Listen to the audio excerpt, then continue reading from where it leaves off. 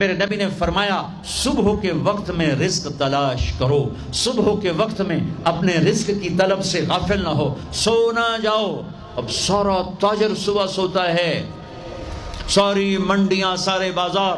رات 11 بجے تک کھلے ہوئے ہیں، بچوں سے دور،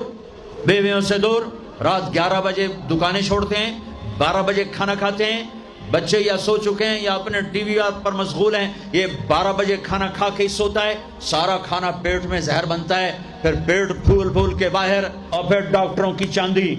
کسی کو بلڈ پریشر، کسی کو شوگر، کسی کو ہارٹ، کسی کو کچھ، یہ سب فطرت کی زندگی کو چیلنج کرنے کا۔ شام مغرب پہ بازار بند کرو،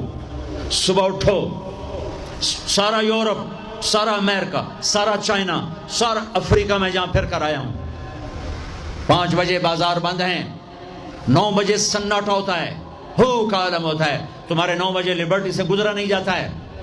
کیا ظلم و ستم ہے، نہ دین جانتے ہو نہ دنیا جانتے ہو، نہ تم دین کے واقف ہو نہ دنیا کے واقف ہو، دنیا سے بھی جاہل ہو، دین سے بھی جاہل ہو، دنیا کا بھی ظلم کر رہے ہو، دین کا بھی ظلم کر رہے ہو۔ لا سمرۃ بعد العشاء، میرے نبی نے فرمایا عشاء کے بعد کوئی مجلس نہیں ہے، سو جاؤ، تہجد میں اٹھو۔ 12 بجے کے بعد جو آدمی سوتے ہیں ان کے جسم کی ریپیئر ہوتی نہیں ہے، جو دن میں سوتے ہیں ان کے جسم، نیند مستری ہے،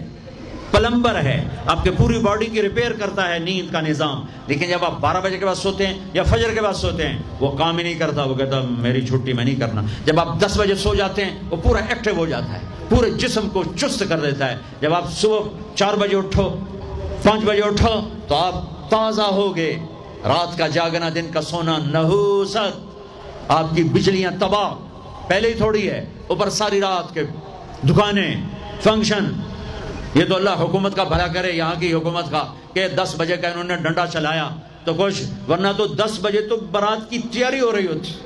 اور 1 بجے کھانا ہو رہا ہوتا تھا۔ جس امت کو اللہ نے وقت کی قدر سکھائی اسی امت نے وقت کو تباہ کر کے رکھ دیا، اور جس امت کے پاس قرآن نہیں، نبی نہیں، انہوں نے وقت کو کیش کر کے تمہیں غلامی کا طوق پہنا دیا اور دنیا کو لیڈ کرنے کی طاقت اللہ نے ان کو دے دی۔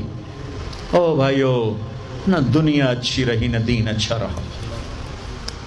رات کو جلدی سو، فجر پڑھی جائے گی آرام سے،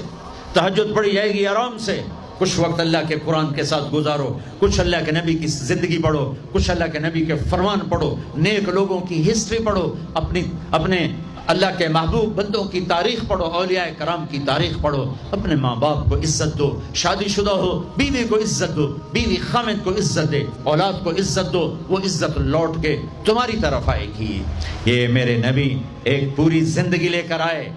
دنیا کا بھی بتایا، آخرت کا بھی بتایا، علاج بھی بتا گئے، کھانا بھی بتا گئے، زندگی بھی بتا گئے۔ اے میرے عزیزو، ایک خوبصورت زندگی ہے جس کو سیکھنے کی محنت ہو رہی ہے۔ یہ تبلیغ کا کام، اس کو سیکھنے کی ایک اچھی خوبصورت محنت ہے۔